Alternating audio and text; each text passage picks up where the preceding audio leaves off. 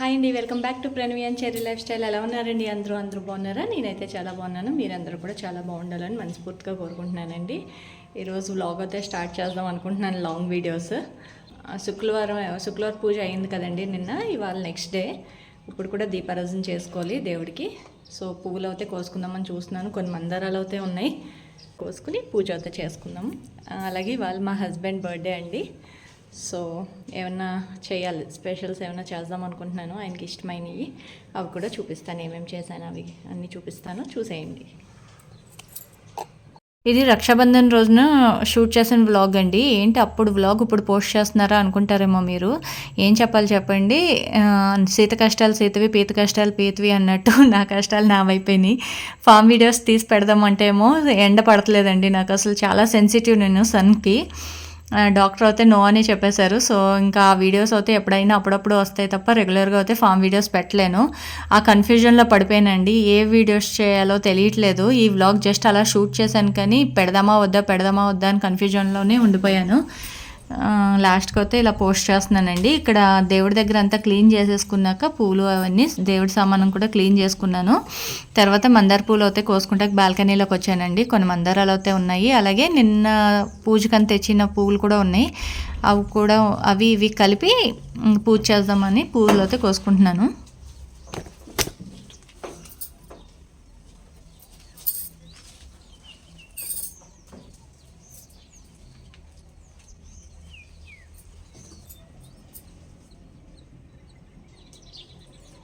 నాకు దేవుడి పటాలకి మందార పూలు పెట్టుకుని పూజ చేసుకోవాలంటే చాలా ఇష్టం అండి. అందుకే 3-4 మొక్కలు అయితే వేసుకున్నాను నాకు బాల్కనీలో.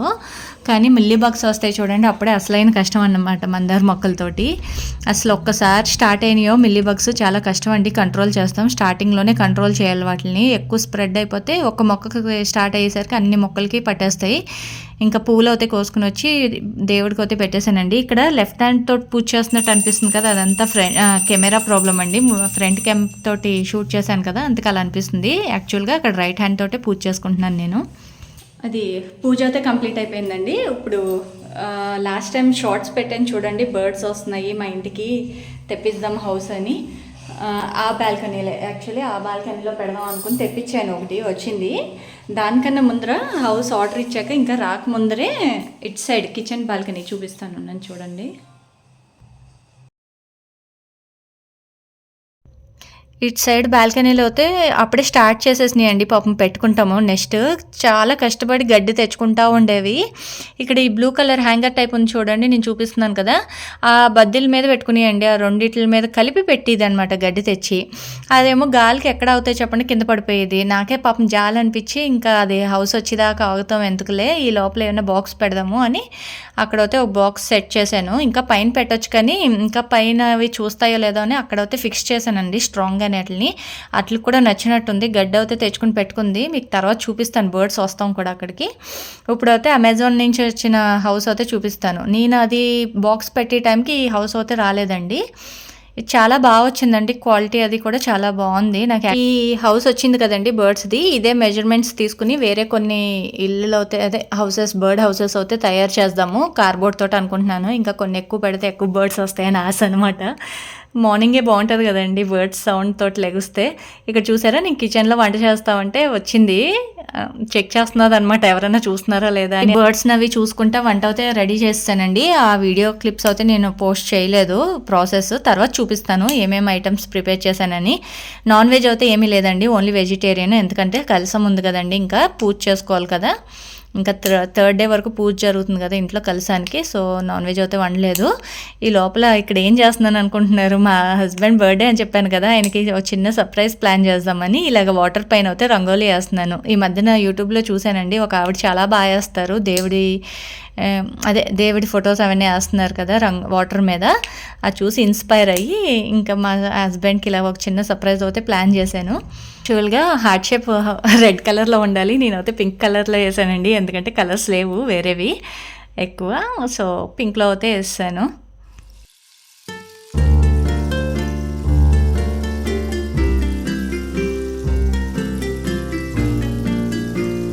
నాకు హ్యాపీ బర్త్డే అని విషెస్ అయితే రాశాను, చూపిస్తాను చూడండి మీరు.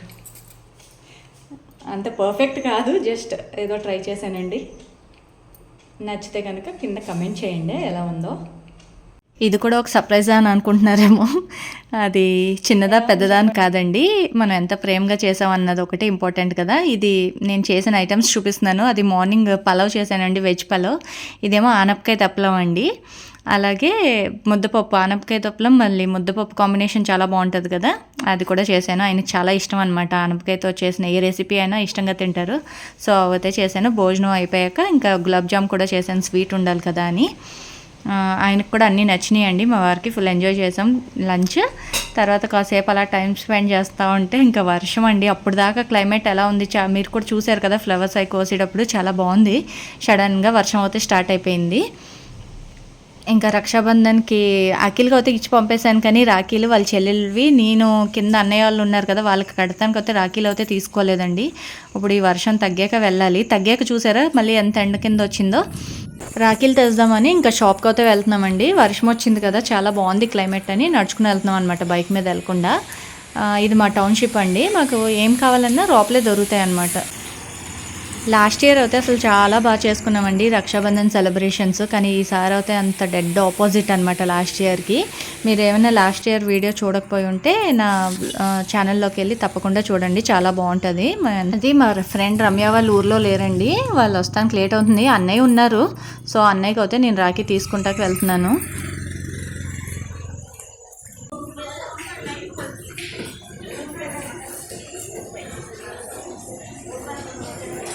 ఇక్కడ నేను రాఖీలో అయితే సెలెక్ట్ చేస్తున్నానండి.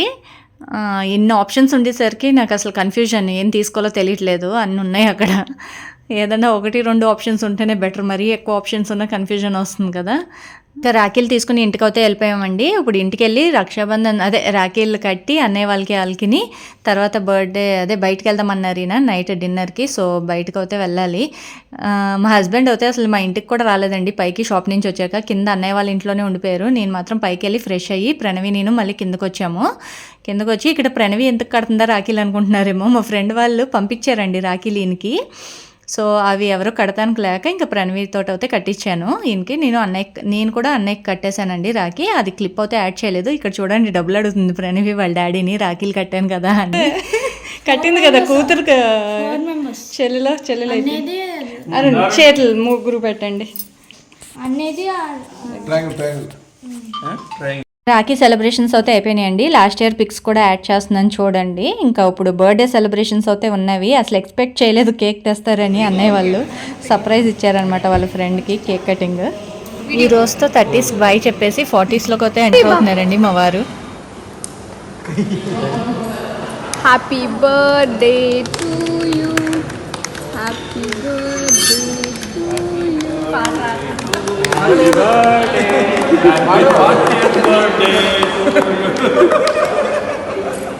పుట్టినరోజు జై జై.